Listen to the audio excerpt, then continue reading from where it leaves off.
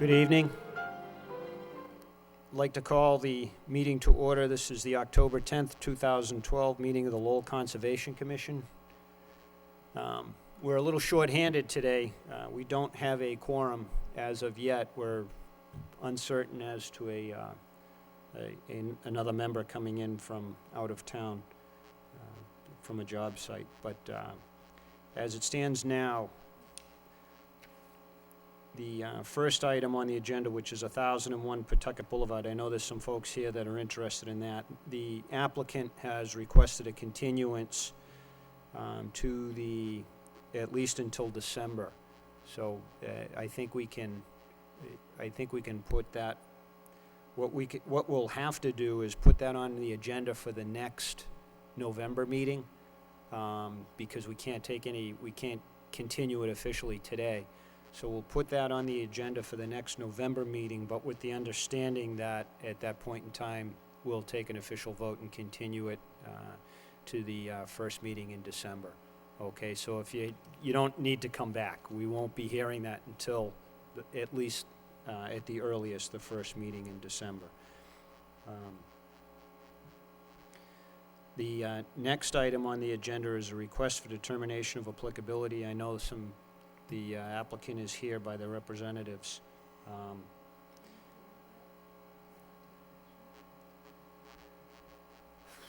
Not with, I don't know, can we hear evidence on that in with three members, and then members who want to participate can review the video for the next meeting? Yes, I believe that could occur. It's just there's no formal action that can be taken. We don't have to take formal action, but can we we can open, I mean, for discussion. I don't know about the public open, hearing. Well, this isn't a public hearing, so yeah, that would be fine, just as an informational kind of all right. Let's presentation. all right, then I'll call it. It's a request for determination of applicability, 900 Chelmsford Street, Cross Point, LP. The project location is 900 Chelmsford Street. It's to replace a concrete deck and metal pan on a pedestrian bridge.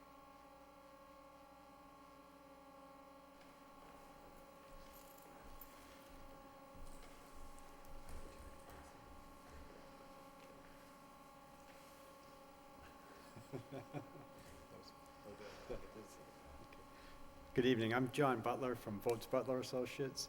We're a general contractor based here in Lowell, and we're working with Crosspoint. Lauren Witten, the building manager, is here with me. And we've been asked to replace the concrete pan, the heating cables in the bridge that goes over the brook there that failed a year and a half ago. And in order to replace them, we've got to remove all the concrete that's in the pan, replace the pan, put a new pan in, and then new heating cables, and then new concrete going into it. So we'll be working from on top of the bridge structure there, not necessarily down in the brook, but we'll need to prune some of the shrubbery and brush that abuts to the structure there, just to give access to do the work, and to stretch some tarps across, just to keep any material that might fall down from getting into the waterway there. So the picture that's there now shows the relative location of the bridge on the south side of the building, and there's a site plan over a view. And this one's a little hard to see, but it's a little more detailed of the buildings and the brook. And this is the bridge, looking at it from the north side, looking south over towards the theater, and the deck itself is about 8 feet wide and about 70 feet long that has to come out.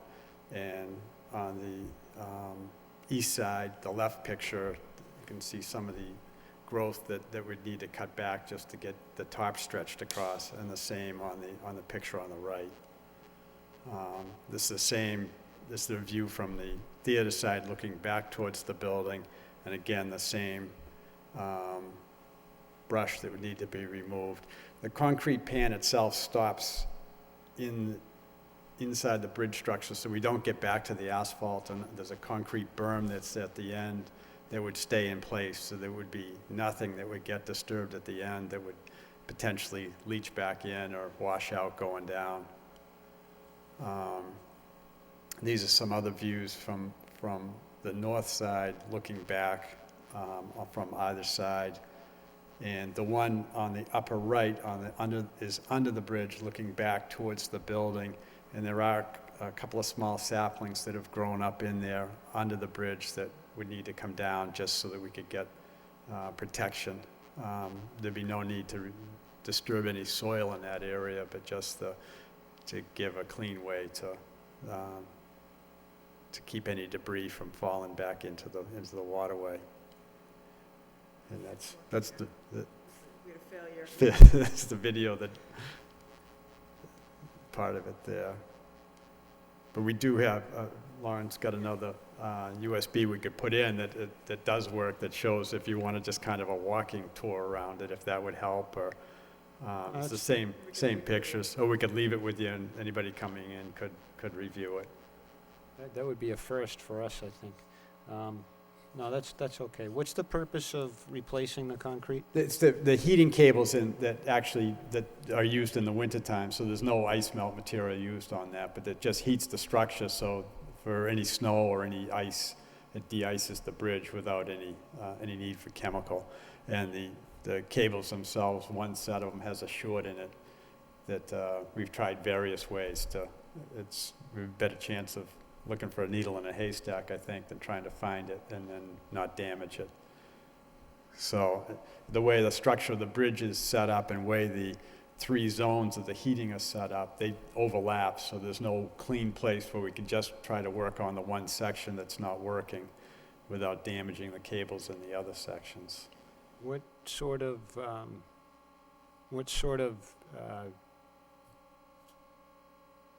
barrier or canopy or whatnot are you going to be placing under the bridge to protect debris from? I'm going to stretch some tarps. I'm going to drive some stakes in the ground, pull some cables across the brook, and then lay a tarp on top of that to catch any material. The pan itself that's in the bridge, the metal pan, will stay there until all of the concrete is removed. So I'm pretty confident I can contain all of that up there, but any small debris, just because it's going to be a jackhammer job to take the concrete out of it and pick the pieces out of it, hand carry them off the bridge.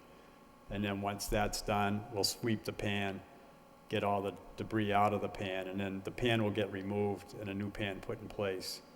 As some of it has rusted, and while we're at it, we got to do that so that we're not back again for another issue. Now, how far back are you planning on pruning? You had I indicated. just need like 3 or 4 feet on either side, and just enough so that we can get, I want to have the top extend beyond the limits of the bridge, just enough so if anything, from the jackhammering, any small bits of concrete spraying out, that we're able to contain those. Any questions from the commission?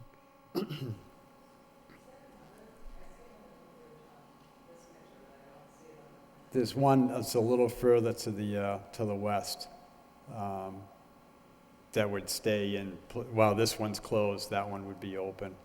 That one has a heating system in it and working fine. So those, and then there's the vehicle bridge that's down by the theater. Those are the only 3 ways across.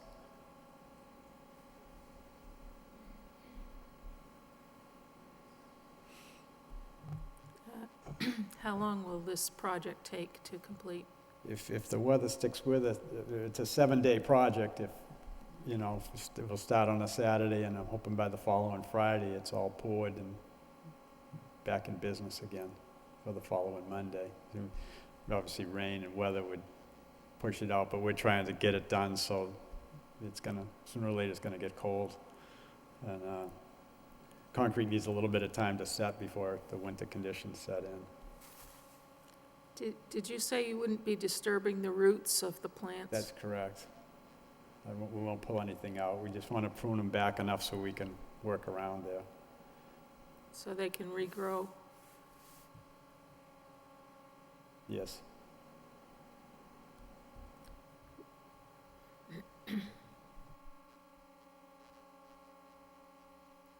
All right. since we don't have a quorum, we can't take any official action. Mhm. What we can do is, we can continue this to our first November, this is our first October, right? Yeah, we can, our next October, here, what is the? 24th? 24th, I believe, okay, Okay. until October 24th. I would suggest at least one of you be here. Okay. It's perhaps all we'll be doing at that point in time is taking a vote, but there may be some questions from commission members Okay. who aren't here tonight, so, Okay. okay. So I'd suggest at least one of you to be here. Okay. Okay? So we can leave that USB if somebody, I don't know if anybody comes in. Yeah. You go with Aaron, at least Yep. get the video to work. And then, Yeah, I'll have it in the office, which it has all the photos, the video, which might work outside of a PowerPoint presentation. So if anybody wants to see that, we'll have that available at the office. Okay. Right. Okay, Good. thanks. All right. Thank you.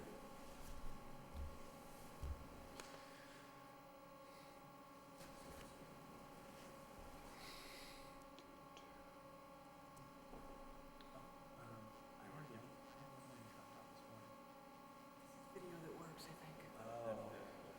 Okay, all right, gotcha. Fingers crossed.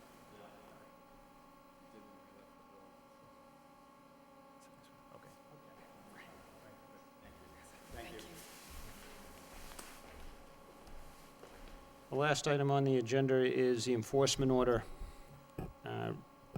continued from the prior hearing regarding Paul Mercier, DEP file number 2060584. The violation location is 51 and 57 Shirley Avenue, and construction of a single-family home in bordering land subject to flooding. Again, since we don't have a quorum, we can't take any action. Last time we met, we had requested some updates to the restoration plan that was originally submitted in response to the enforcement order. From what I understand, we have not received any updates that were requested. That's correct. There are no new materials that have been submitted to DPD at all. Okay. We also had requested that Mr. Mercier or his representative appear before us tonight, and we received a letter dated today. I take it by email That's correct. from Norse Environmental, Steve Erickson.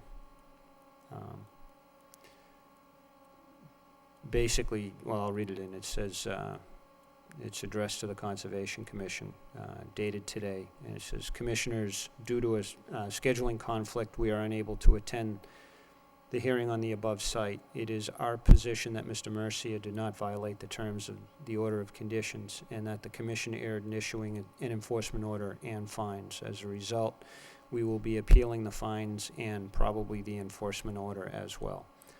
Sincerely, Steve Erickson. So the, you know, again, since we don't have a quorum, there's really not much we can do tonight. We can't take any official action. You know, as far as lack of attendance, we can note, though, that we have not received any response other than this with respect to an updated restoration plan, as discussed in detail at the prior hearing, nor has a representative appeared, regardless of any scheduling conflict that is noted. We can take this matter up at the next hearing. It'll just be continued over because of the lack of quorum, and we can discuss it at that point in time.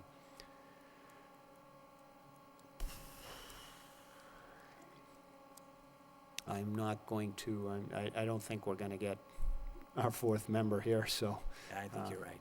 yeah, it's, without anything more, unless there's any more questions or comments from the members that are here tonight, we're done. I mean, I can't take a motion to adjourn because I called a meeting, but Right. we don't have a quorum, so we didn't officially open it, so, all right. Good night. I could provide just an update on the sycamore tree planting. We did get some feedback from Renaissance on the River, the homeowners association, and the placement of the tree that we had discussed in the parking lot area, where the other two had been removed by the university. That wasn't going to work for them because they apparently have some ideas for that area in the future. So we have identified another location that actually might work better, and I think fits with what the commission had intended, or at least communicated the last meeting, which was, the trees would be more visible to the public.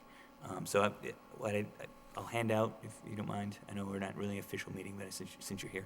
Is there any chance, Aaron, of getting some sort of placard to identify them as sycamore trees and the reason why?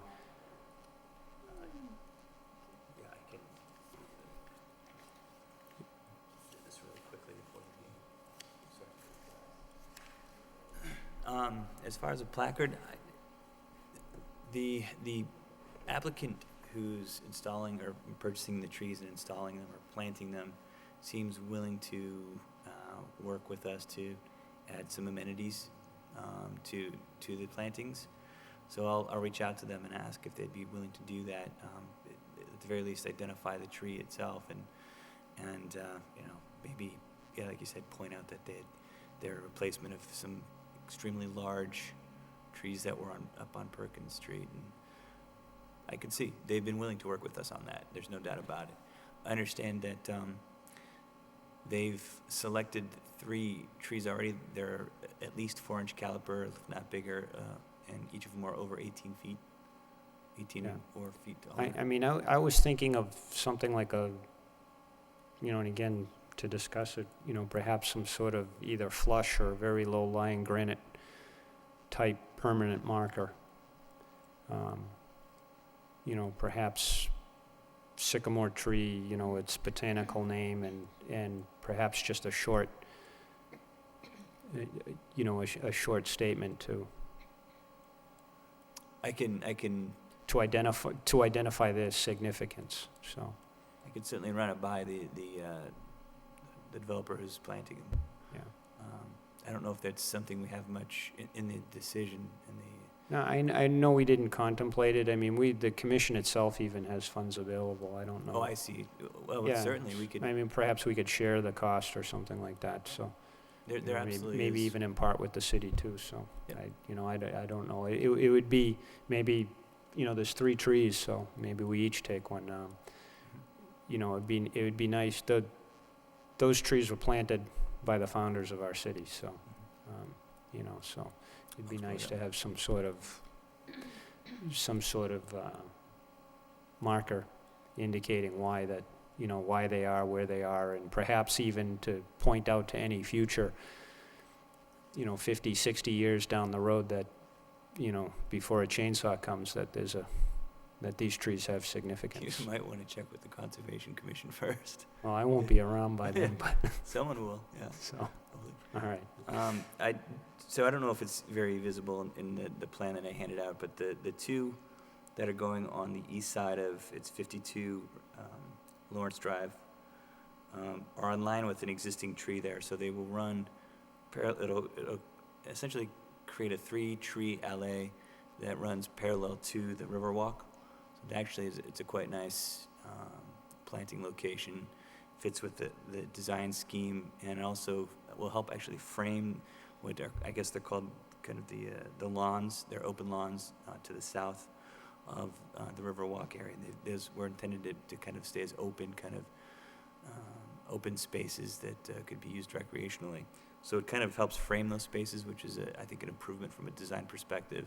But again, it is will be very visible to the public since it's on the Riverwalk. The third is located near the diagonal between buildings 35 and 52, 35, 52 Lawrence Drive. Again, you might be able to notice there's an alley of trees that run perpendicular to 35. That's actually intended to kind of frame out what was one of the buildings that burned down. This is one of the issues that we're trying to deal with, is that the design was trying to actually accentuate the fact that there were actual mill buildings in the space before. So this placement actually should fit pretty well with that design intent. It won't take away, but it again will fill in an area that's has potential, at least for high traffic. So I think we've identified some pretty good places for these trees. I know the commission was concerned about planting timing, and so I went back and discussed with our landscape architect just to see what really are our deadlines. And she said that actually mid to late fall can be a really good time to plant trees, because it was kind of antithetical from my perspective, but apparently what's more damaging, more troublesome for newly transplanted trees is the summer heat. So it actually, if we get them in time in the next week or so, and there's regular watering, if it doesn't rain, I think we got enough rain last week, if there's regular watering once a week, they actually it's a great time to establish the trees so that by next summer, they'll be established and ready to deal with the heat. Have we located a source for the trees? Yep, the developers already got them tagged and identified. Have they looked at the soils in those locations? They have not done it. They've contacted DigSafe. I think they have 48 hours or something like that. So they have, by early next week, they should be able to do some digging. Who owns the property that they're proposed? It'll be on city property. You'll kind of see there's a real thin line on this aerial. You can see it running parallel to 35. That's a parcel boundary. So on the north side of that is actually property owned by the Renaissance and the River Homeowners Association. On the south side of that, it's city property. It's the park space. So that triangle to the south side is city? Correct. Okay. Yep. So it's all on city. And what Rachel Kisker, the landscape architect, has been working with Steve Stoll and the developer to first locate a planting location. And Rachel's also been out to the site to check just to make sure it's an appropriate location in terms of shading and whatnot. I'm sure she'll be willing to inspect or participate when they go to actually excavate to plant the trees. We can make sure that we have staff there to determine whether or not there needs to be additional soil amendment. But these locations are pretty good locations because it's not wedged into an existing parking lot. There's a lot of soil around it, so expect that there's going to be pretty decent soil there.